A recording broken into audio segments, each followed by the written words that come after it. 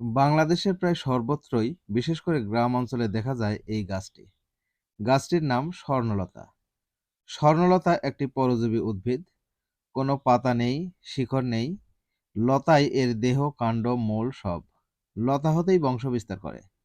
অন্য গাছের উপর ভর করে এবং অন্যের সংগ্রহ করা খাবার খেয়ে বেঁচে থাকে।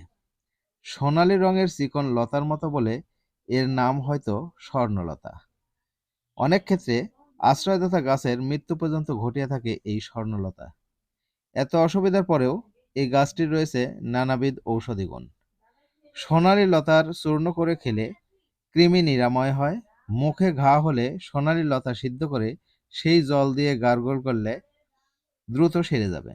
কারো মুখে অরুচি থাকলে সোনালী লতা সিদ্ধ করে সেই পানি পান করলে অরুচি চলে যাবে।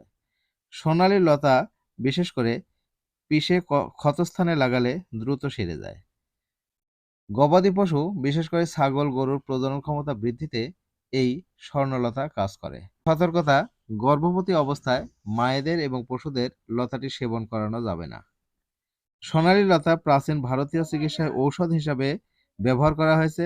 এটি রক্ত পরিশোধক এবং পোকামাকড় নিরোধক, কার্মিনেটিভ এবং স্ক্যাব রোগ রিমুভার হিসাবে কাজ করে।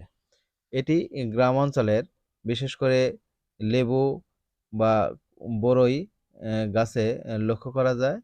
তবে খুব বেশি প্রয়োজন না থাকলে ফলন্ত গাছে এটি না রাখাই ভালো, কারণ ফলন্ত গাছকে অনেক সময় মেরে ফেলার সম্ভাবনা থাকে।